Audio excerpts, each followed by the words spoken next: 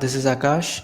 In this video tutorial, we'll be taking a look at Flint workflows, how to design them, how to configure them, what all components are involved in a workflow, and so on.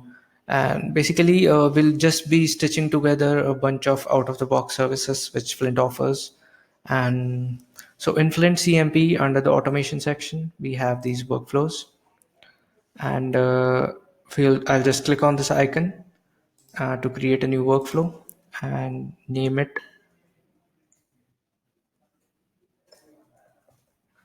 and paste the same thing in description and click on save.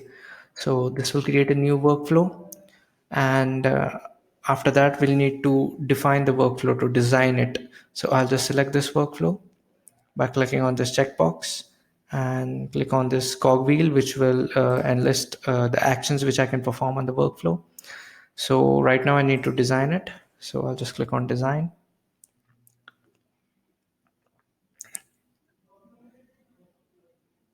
And that will open up this canvas.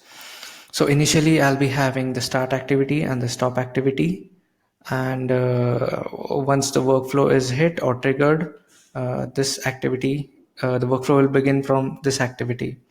So we have four components in a workflow, which is to call a service, a switch, an if, and a JSON extractor. So I'll explain each of these components one by one. Uh, so to begin with, in the start activity, mostly the start activity will be used by the technical people who will be designing the workflows. Uh, so the start activity will have two things. One is the JSON schema, another is the input. So JSON schema would basically define what all inputs are required for the workflow, what all inputs are optional, what inputs have what data types. For instance, I can just uh, have username and password. So I'll just type it as it is, and username type would be demo. So, and password and password. So I'll just, if I need to generate a JSON schema, I don't have to do it manually. There is this I button over here. I'll just click on it, and it will redirect to a website which will generate JSON schema for me. So I'll just add the input, username and password, and I'll just click on generate schema. So as you can see, it has auto generated a JSON schema for me. The username is of type string, and the password is also of type string. And I'll just and both of these are required. So if I don't want to make username or password as mandatory, I'll simply remove it from this array. So I'll just copy this entire thing and paste it in the JSON schema. That's it. For the purpose of this tutorial, I won't be defining any JSON schema. So I'll just remove it, and I'll define an empty JSON for now in the input and click on submit. So that was the start activity. So I suppose the most frequently used component would be to call a service, an out of the box service, or your own custom service, whichever. So first I would just configure this activity, or this call service activity, to create an AWS EC2 instance. So I'll just configure this activity and fill in the activity name, which is AWS EC2 instance creation. And of course, the purpose of this activity is to create an EC2 instance.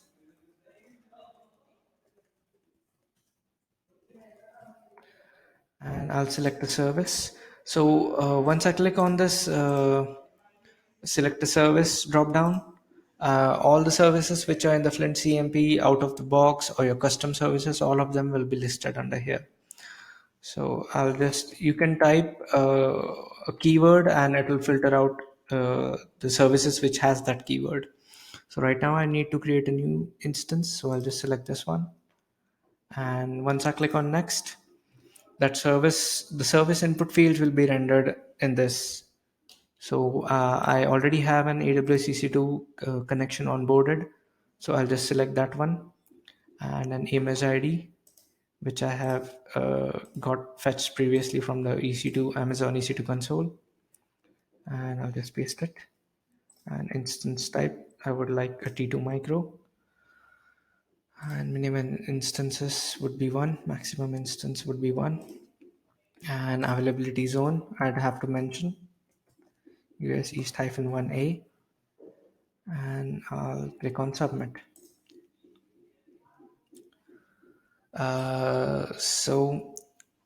We'll need to link these activities to each other to define the execution flow of this workflow. So from start, I'll link it to this activity, the first activity, which is to create an AWS EC2 instance. And then it will naturally, it will be linked to the stop activity, the ending of this workflow. So this is the uh, basic execution flow that the workflow, once the workflow is triggered, it will begin over here in the start activity, and it will proceed to this activity, AWS EC2 instance creation. And then once upon its execution, it will stop the execution of the workflow. So that is the simple layout of this. But I'll be showing the rest of the components, the switch and if and JSON extractor. So the next up is the switch component. So in case I need to say route the execution flow according to the input I receive, I'll use the switch component or switch activity. So in the beginning, so for example, in the start activity, I'll just add JSON uh, with the key action. Based on this action, I can evaluate the switch activity and accordingly create an instance. So for instance, I'll just uh, say the action is create EC2 instance, create underscore EC2 underscore instance, and I'll click on submit. So that will configure my start activity. So I'll link it to the switch activity, and the default condition, just like in Java or any other programming language, we can specify the conditions and the default path in case no condition matches. So I'll stop the workflow execution in case no match is found, and I'll just add this condition. And you can configure a switch condition after you link the conditions node to the activity node, activity inlet.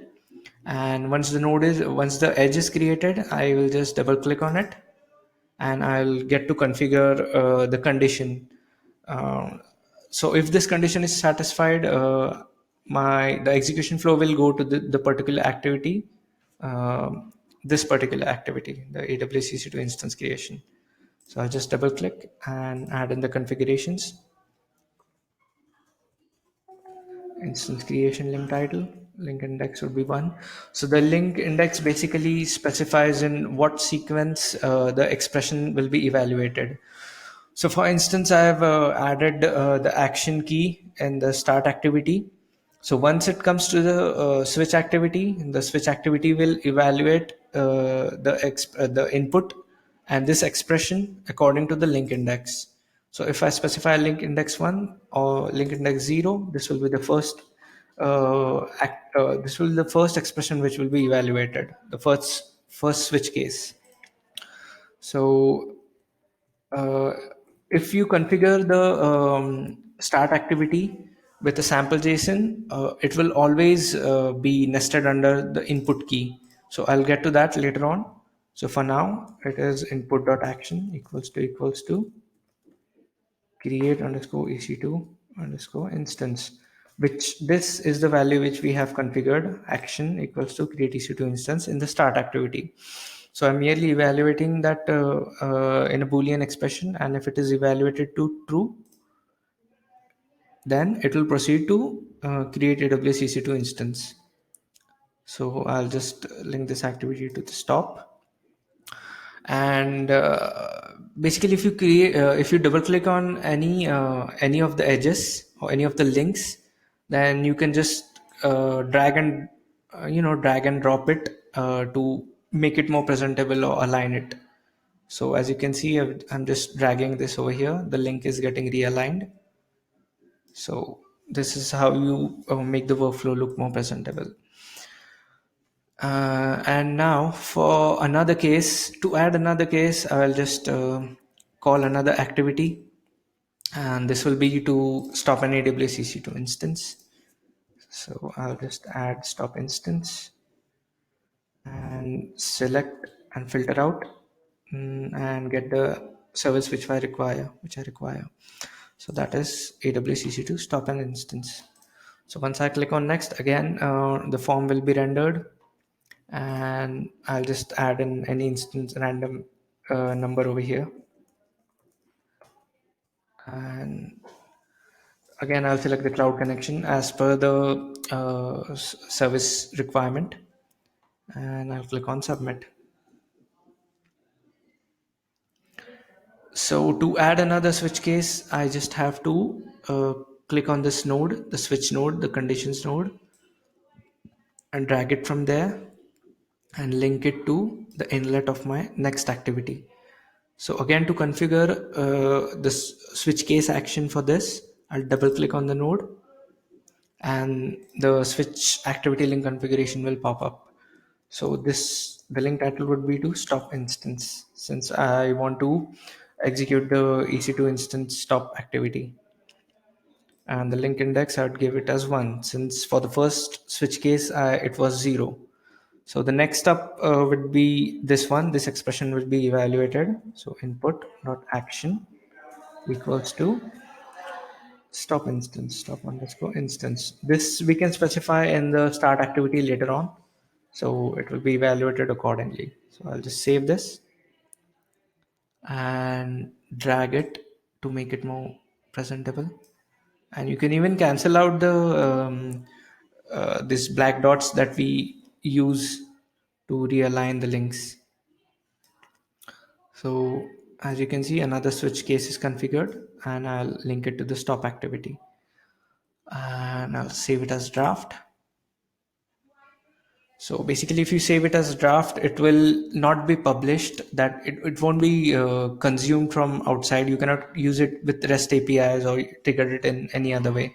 You can use it from this designer while developing, and once you publish it, it will be consumable from, say, REST APIs, or you can uh, directly use it from the CMP itself by putting in the required inputs.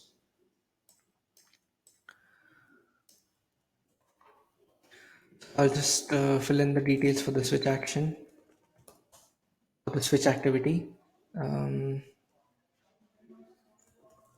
I'll just name it as switch action, since we are switching between different actions on an AWS EC2 instance. And I'll save it and save it as draft.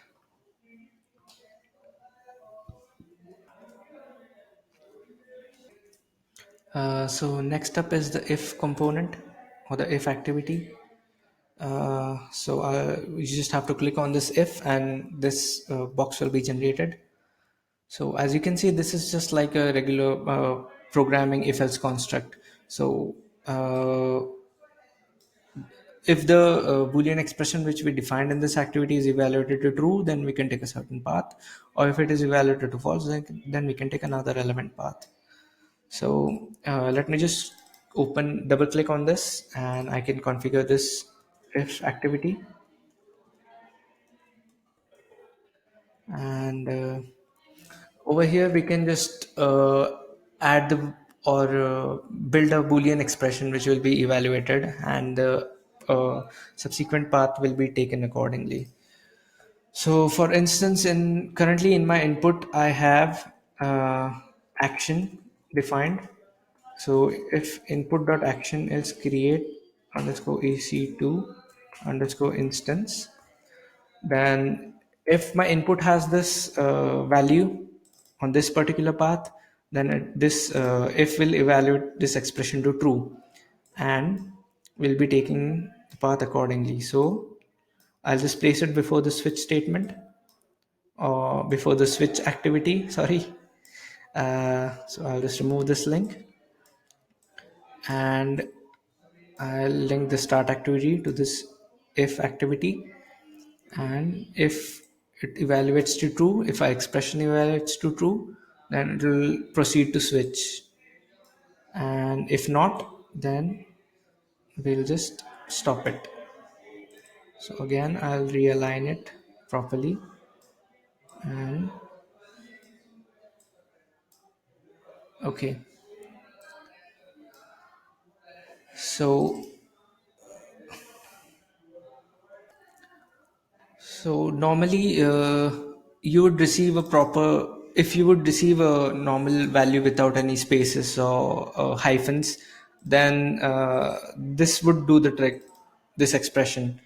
In case you need to evaluate a JSON key which has spaces or hyphens in it, then you need to make the expression different. That is, say for instance, I have uh, one more nested JSON inside the key action. I have another JSON, a sub JSON, which has a first space name, say a name like that. So it will be, so you can evaluate that expression in the following manner. That is, open and close square braces and double quotes and first space name. And this is case sensitive, of course. If the input has first space name, then you have to specify it just like that, with by maintaining the casing, that is uppercase or lowercase. You have to just follow the exact same way it is. So that would be, in case you have hyphens, then you will just add hyphen over here. But the point is that you have to put it under the square braces like this, square braces and double quotes and the exact key name as it is. So I'll just go back to my input.action, because that is my start activity input. So the next component is a JSON extractor. So again, for JSON extractor, this, okay, I'll just open this up. It will be more easy. So if I double click on it, again, I will receive the activity details. So I'll just add the activity name as parse username or parse email, and I'll click on next. So this is where you can write a script. So basically the script is an MVEL expression which follows Java syntax. There's a proper documentation for it, the official documentation for MVEL expressions, which you can refer to, go deeper into those. And we have, in this window, we'll have an expression tester. So if we open this up, we will have to specify a JSON context. Ideally, this would be our input for the workflow. So for instance, I'm having an email key with the email specified.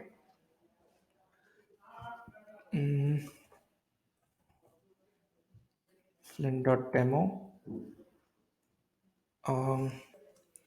and get flint.io. So if I evaluate this is just for testing purposes. So the result will be evaluated to the JSON as it is. Now, say suppose I want to extract a specific value, or a substring, or to apply a regex and get some value that I need for the next activity. So I'll just say get the username from this email. So the first part, assuming that the first part would be the email, and the next before the domain, of course. And so I'll just uh, apply the script, that is email dot split, and in double quotes I'll specify at the rate, and get the zeroth uh, position value. and I'll just evaluate it. So as you can see, the username was fetched flint.demo, and I can pass it to the next activity. So this basically gets appended to the main context, the JSON context which the workflow generates once it is triggered. So I'll just pick this entire thing, copy it, and close the expression evaluator tool, and just paste it in the extraction script. So once I verified that my expression is valid for the input context, I'll just paste it here and click on submit. And I will just add it after the stop instance, just to fit it over here. So, and link it to the stop activity. And that's it with the JSON extractor component. Oh, one more thing about the JSON extractor is you can basically have the if else construct in the inside the scripts as well. So I can just have this over here. If username equals to or username dot equals flint dot demo, then append another value to the input context or the workflow context. Just add a flag equals to false by default, and I can just set the flag to true.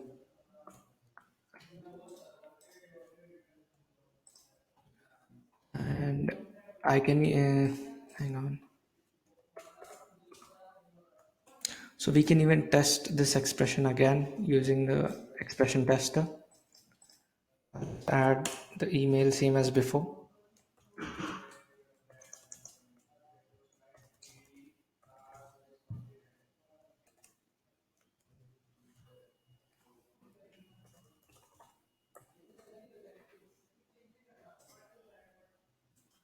So I'll just evaluate it once and paste our expression.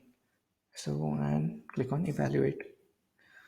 So as you can see that the flag was evaluated to boolean true. So we have got a valid expression here, and I'll just save this. And that's it with the JSON extractor. Okay, so now the save as draft and publish options, I'll get to that now. So if you save this workflow as draft, you'll be able to consume this workflow from this canvas itself, from this screen when you click on run. However, you won't be able to consume it with say REST APIs or directly from Flint portal. Uh, so if you publish the workflow, then you can consume the workflow with say REST APIs or directly from the Flint portal where you have the workflow defined as a service. Um, so getting back to the JSON schema, we'll be configuring that in the start activity now just to show you how it works. So I'll just pick the JSON schema we generated previously and paste it here. And next. And click on submit. So as you can see, we received an error because we need to define the required inputs for this workflow in the input activity as well. So we have username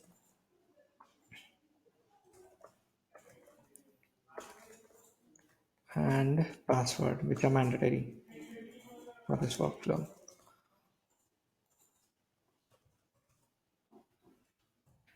So now it will allow us to save.